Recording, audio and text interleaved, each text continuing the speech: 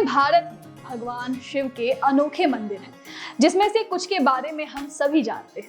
लेकिन आज आइए जानते हैं महादेव के उन 6 मंदिरों के बारे में जो आज भी रहस्यमयी मंदिरों के श्रेणी में आते हैं। नमस्कार, आप देख रहे हैं खबरों का अड्डा और मैं आपके साथ अंजू गुप्ता।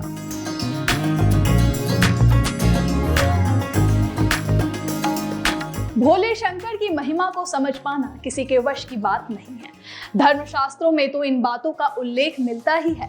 साथ ही वर्तमान समय में कई ऐसे उदाहरण भी देखने को मिलते हैं जिन्हें देखकर लोग केवल श्रद्धा से शीश ही झुकाते हैं। पुरातत्व वैज्ञानिक ने भी इनके आगे हार मान ली है। भारत के अलग अलग क्षेत्रों में स्थापित ऐसे ही 6 रहस्यमयी मंदिरों के बारे में आइए आपको बताते हैं।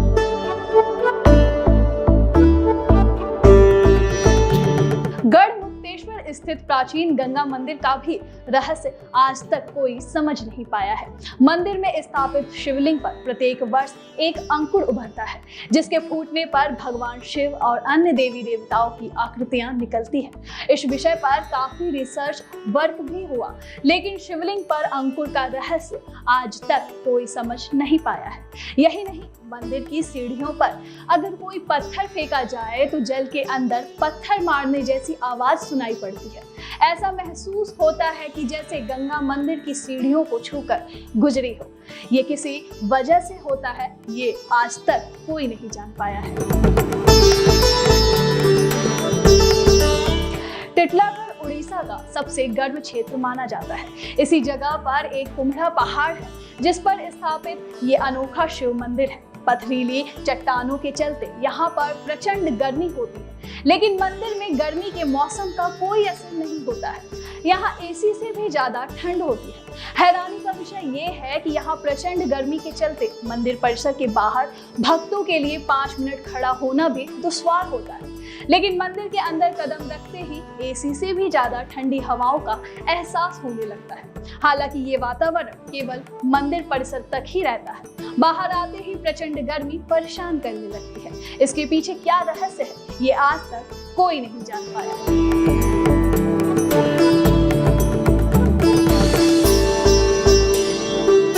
तमिलनाडु में 12वीं सदी में चोल राजाओं ने इरातेश्वर मंदिर का निर्माण करवाया था। बता दें कि ये बेहद ही अद्भुत मंदिर है। यहाँ की सीढ़ियों पर संगीत गूंजता है। बता दें कि इस मंदिर को बेहद खास वास्तुशैली में बनाया गया है। मंदिर की खास बात है 3 सीढ़ियां, जिन पर जरा सी भी तेज पैर रखने पर संगीत की अलग अलग ध्वनि सुनाई देने लगती है। लेकिन इस संगीत के पीछे क्या रहस्य है, इस पर से पर्दा नहीं उठ पाया है। ये मंदिर भोलेनाथ को समर्पित है।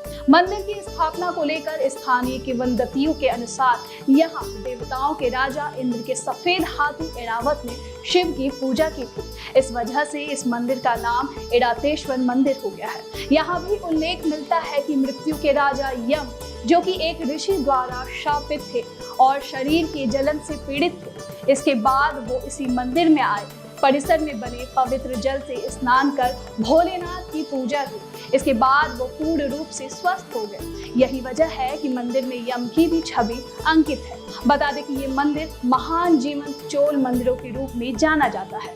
साथ ही इसे यूनेस्को की ओर से वैश्विक धरोहर स्थल भी घोषित किया गया है।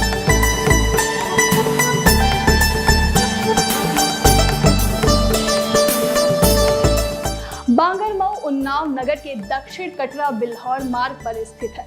बोधेश्वर महादेव मंदिर की अद्भुत कथा है। कथा मिलती है कि नेवल के राजा को पंचमुखी शिवलिंग, नंदी और नवग्रह स्थापित करने का बोध स्वयं भोलेनाथ ने कराया था। इसी के चलते मंदिर का नाम भी बोधेश्वर महादेव मंदिर पड़ा। कहा जाता है कि जब राज्यकर्मी रथ पर शिव नदी और नवग्रह को लेकर आ रहे थे, तभी वो रथ राजधानी में प्रवेश करते ही भूमि में धंसने लगा। इसके बाद तमाम प्रयास किए गए, लेकिन रथ नहीं निकल सका। फिर राजा ने उसी स्थान पर सभी प्रतिमाओं की स्थापना करवा दी।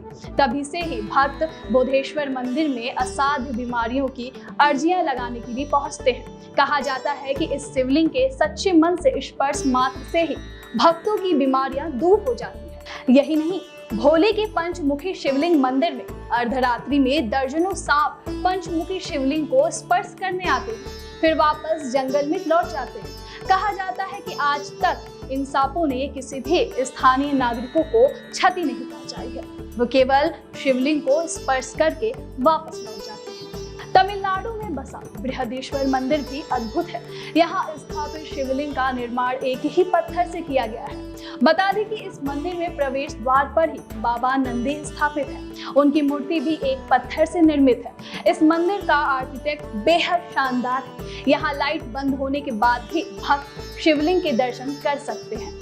इसके पीछे का कारण ये है कि यहाँ पर सूर्य की रोशनी सीधे नंदी बाबा पर पड़ती है, उसका रिफ्लेक्शन सीधे शिवलिंग पर पड़ता है और इस तरह से शिवलिंग साफ साफ नजर आता है।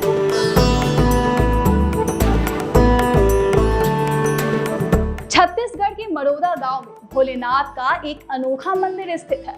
इस मंदिर का नाम भूतेश्वर मंदिर है।